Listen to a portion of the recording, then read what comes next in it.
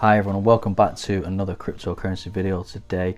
So in today's video we've got lots and lots to talk about, everybody. There's been quite a bit of news recently going on over the last couple of days which I want to touch up on. Again, I'd just like to thank everyone for the support on the last video I put out regarding LCX, who will feature in today's video. So yeah, we'll just get straight into it, and if you haven't already, if you could please like and subscribe to the channel, it really does help out massively, especially as I've been away for a while, so I've got a bit of catching up to do. So first things first, we all know the market took a bit of a downturn a couple of days ago now, with the news that Elon Musk's Tesla sold off a majority of its Bitcoin. That was allegedly, again, it was reported in Tesla's earnings that they did sell off a large sum of the Bitcoin. So it dumped around 75% of its Bitcoin this year after endorsing the cryptocurrency for pretty much the whole year. So Tesla sold off a majority of the cryptocurrency holdings after swooping in and buying up 1.5 billion or 1.9 billion pounds back in February 2021. But actually since then, Bitcoin has plunged, falling more than 50% this year. The electric car company revealed it sold almost $936 million worth, or 782 million pounds worth of Bitcoin in the second quarter. Again, I do always find this a bit sketchy, why Tesla would sell Bitcoin when it's that far down from what it was, especially knowing it could more than likely next year or so go right back up. But Tesla, again, a company that aren't short of cash, so if they have sold it, that's interesting. But it did sort of have a bit of a negative effect on the market, but it seems to have recovered a little bit since then. Another news which has been breaking over the last day or so, the SEC have listed 9 crypto tokens as securities following Coinbase Insider trading charges. The SEC has actually arrested and charged a former Coinbase employee with wire fraud. In the SEC complaint, it mentions 9 tokens that they were all securities, and including them tokens, one of them actually is LCX, and there's a few others as well. So this is quite an interesting story, guys. So basically what they're saying is that certain employees at Coinbase have been sort of making trades on coins before they get listed on Coinbase and making massive profits from them. This is quite sneaky, really, because it has been known. I'm just using LCX as an example because that's one that I follow mainly. Before it did get listed on Coinbase, it was only at 1 cent, I think, or even lower than that, and then after the Coinbase listing it went all the way up to 32 cents. So people sort of predicting, the insiders of Coinbase actually investing in these before it actually gets listed on Coinbase, knowing they go into, and making significant profits from that. So again, there's quite a lot of, you can see quite a few different assets on there as well. So the message with these charges is clear fraud. Fraud is fraud whether it occurs on the blockchain or on Wall Street, wrote the SEC. And I'm not exactly too sure myself what the security means. It's all quite complex for me, so if anyone has a better explanation at knowing what security actually is, you put it in the comments. So from here on Decrypt, it says a digital token or crypto asset is an asset of security if it meets the definition of a security, which the Security Act defines to include investment contracts, i.e. if it constitutes an investment of money in a common enterprise with reasonable expectation of profit derived from the efforts of others. So it's sort of all been going off a bit recently with Coinbase, and I know Brian Armstrong and Monty from LCX have both wrote statements on Twitter which we'll sort of just have a little look into now. A quick one as well, a few things on the actual insider trading scheme. So it earned over 1.1 million in illicit gains. Wallet allegedly tipped off brother Nikolai Wallet and his friend Samir Ramit, sorry for butchering those names by the way, about upcoming listing announcements on the crypto exchange. So like I said earlier, so they already have inside information knowing when an asset is going to get listed on a certain exchange, i.e. Coinbase, and these are sort of putting the trades on knowing before, and then it's obviously get the big pump afterwards.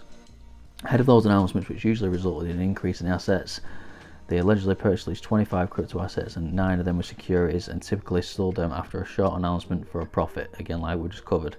So Brian Armstrong, the CEO of Coinbase, wrote a few statements over on Twitter. He put, at Coinbase, we actively monitor for illegal activity and investigate any alleged misconduct. In April, we received information about a possible front-running of assets shortly before being listed on Coinbase. They immediately launched an investigation into this. Again, this could be true, but also could be backtracking. I'm on the fence with it. I do think Coinbase, obviously, I don't think they do anything shady, but I'm not sure they might do. Again, others might have a different opinion, but this is what it's all about. A few more tweets as well. As a result of the investigation, they identified 3 suspects and provided information. One person was a Coinbase employee who was terminated. To date, the DOJ criminally charged this former employee and the 2 other individuals for abusive conduct. And then he goes on to thank the security and legal team for their investigation and quick work, sort of trying to clear Coinbase's name, because it is a bit in the mud when stuff like this happens. And then finally he put, "This is a great reminder for everyone that in crypto and at Coinbase that front running is illegal and erodes trust. We will investigate and refer bad actors to law enforcement and will face legal consequences and serve in prison time." So that's the big statement from Brian Armstrong. And again, Coinbase has had a bit of an up and down time recently as well. There's been obviously talks of Coinbase going bankrupt and other things going on as well, and general negative news at the crypto space. So next we'll go on to see what Monty from LCX has to say after LCX was listed as being a possible security in this saga. Again, Monty just sort of said on Twitter, the SEC has actually filed a lawsuit against Coinbase employee and 2 other named individuals, which we sort of just touched on before. The person was charged of listings and sharing confidential information, where the other 2 individuals did the trades and bought these tokens. And then it goes to, as we looked in the article before, it lists the token LCX being one of them. LCX token has been issued in a compliant manner at renowned law firms in Liechtenstein, Singapore and the US confirmed that LCX token is classified as a utility. LCX did not conduct the sale of LCX tokens before any code was deployed. LCX conducted a sale of the LCX tokens with a protocol is operational and the LCX terminal is fully functional. So again, just as Brian Armstrong does, Monty's sort of setting a few things straight. As LCX, maybe not in the mud, but it's part of this saga, which isn't really good luck for crypto. And a few more points he made on Twitter was LCX token holders will not have 1, ownership or equity in interest in legal entity, entitlement to a share of profits and or losses or assets or liabilities, status as a creditor or lender, a right of repayment or purchase price and or payment of interest. And then he goes on to say, legal opinion quotes, the SEC and individual states likely would not consider LCX token to be a security, and Singapore LCX token would not constitute capital market products under the SFA, and then also Liechtenstein LCX token classified as a utility.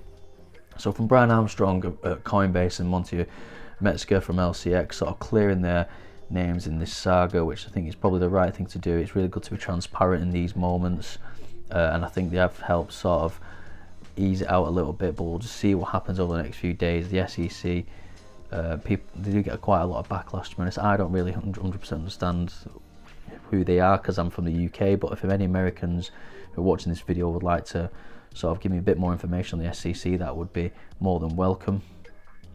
And finally guys, we'll just take a quick look at the actual crypto market and just see how it has actually performed over the last 24 hours and since all this relatively news about Tesla selling the Bitcoin, and also the news with the SEC and Coinbase, LCX and all the other cryptos. So we can see now it's quite the top 6 tokens that I can see on my screen. Bitcoin obviously number 1 and they're up 3.9% in the last 24 hours. ETH continuing to climb over, they're up at 1600 now, and then BNB and XRP also quite decent little bit of gains in the last 24 hours.